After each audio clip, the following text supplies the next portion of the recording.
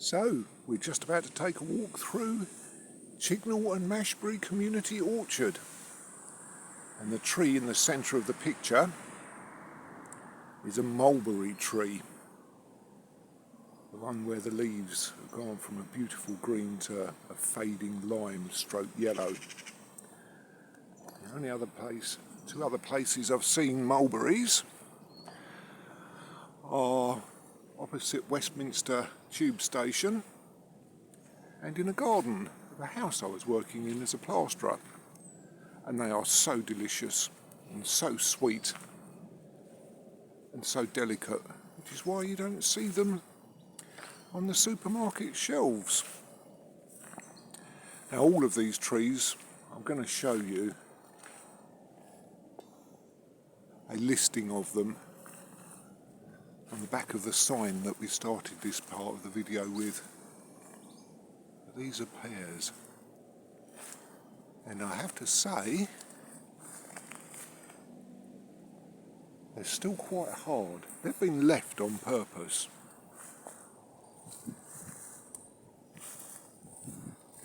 I'm not sure whether that's a pear or whether that's an apple. But some of these pears, I might even be tempted. Now they're still very, very hard. They've been left because they're not ripe yet.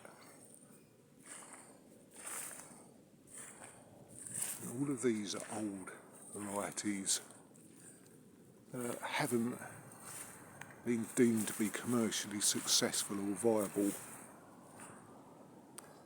See, someone's been pruning. It shows that this is an orchard that's cared for.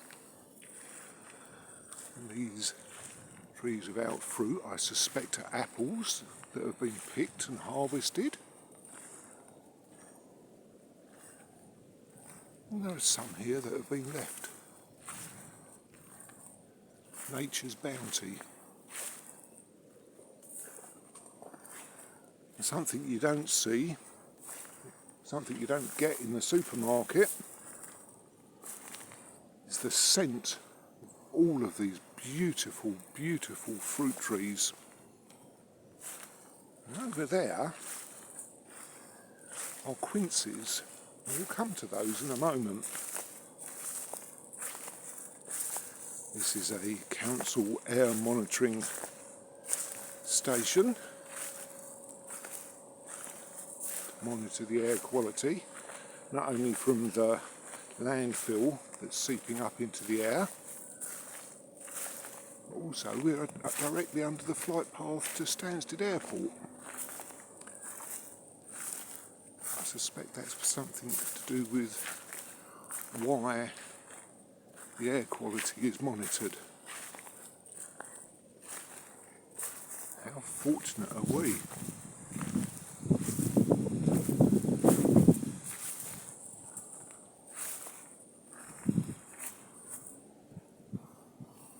And who knows?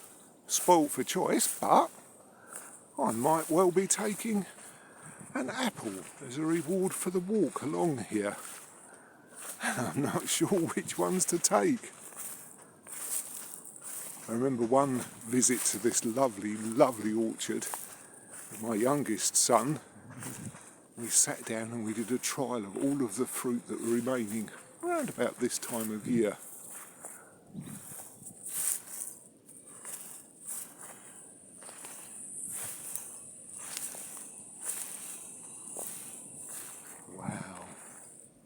Absolute wildlife haven for all sorts of invertebrates.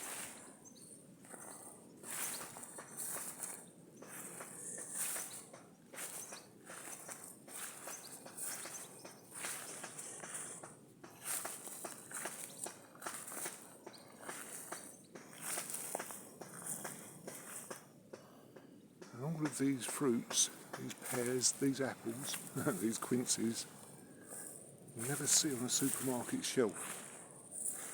And they are so deprived for it. So deprived. For me, I'd rather see an orchard, an insect trap, pollinators. I'd rather see orchards like this than houses. And here we come to the noble quince. There are 3 different varieties here. And the quince fruit are exquisite. So you might be familiar with pork and apple as a lovely combination. Quince and apple predates it. Quince and pork predates it. So they're particularly interesting because like this, the fruit are very, very hard, almost inedibly hard. You have trouble putting a knife through them. But once there's been a frost, they'll become bletched. Very old term. And the bletching, the frost, will soften them and they'll be picked. Quince jelly. Oh, it's not something you see very often, but if you ever see it, buy it and try it. And the pulp that is left over from the making of quince jelly is turned into quince cheese. It's not a dairy cheese, it's quite exquisite as well. Old English taste. Here are years and years and years of mowing clippings. They provide a very, very nice environment and habitat for some of the more endangered species of vertebrates. And I've got to say, my tongue is aching, my mouth is watering. I suppose I'm going to have to choose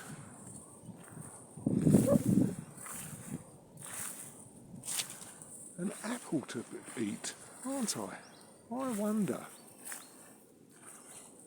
I'm seeing lots of evidence of pruning. That's vital for an orchard because the fruit comes off of new growth. People think it's kinder, in their ignorance, to leave trees to grow naturally. Far from it. Far from it indeed. One of the benefits of regular pruning and accurate pruning, it's a skill verging on an art, is that it opens up the canopy. You don't get branches crossing and rubbing and allowing infection in. It allows the breeze to go through the branches, thus eliminating an habitat for moulds and diseases. Nowhere for it to settle. Just as fruit vines or grapevines are pruned, so are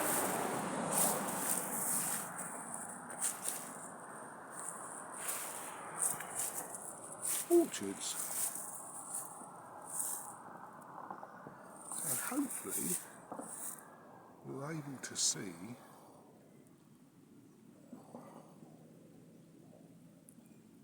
some of the varieties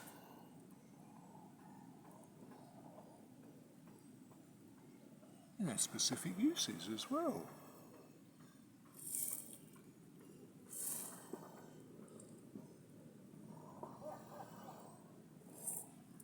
This is the beautiful community orchard. I wish everybody could benefit from it, but then there's that part of me that thinks that the more people opens it up for the potential for barbecues, bonfires and damage. A bit conflicted there.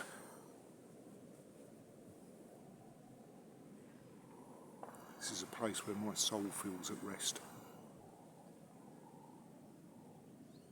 when I'm feeling down. Some of that is because of the way that we treat our environment, out of ignorance or disrespect or greed.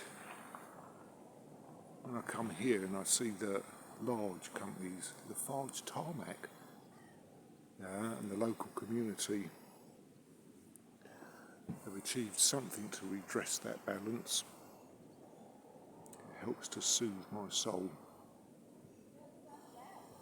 So in a little while we're going to carry on with the walk. Thank you for joining me as I recharge my spiritual batteries in the community orchard.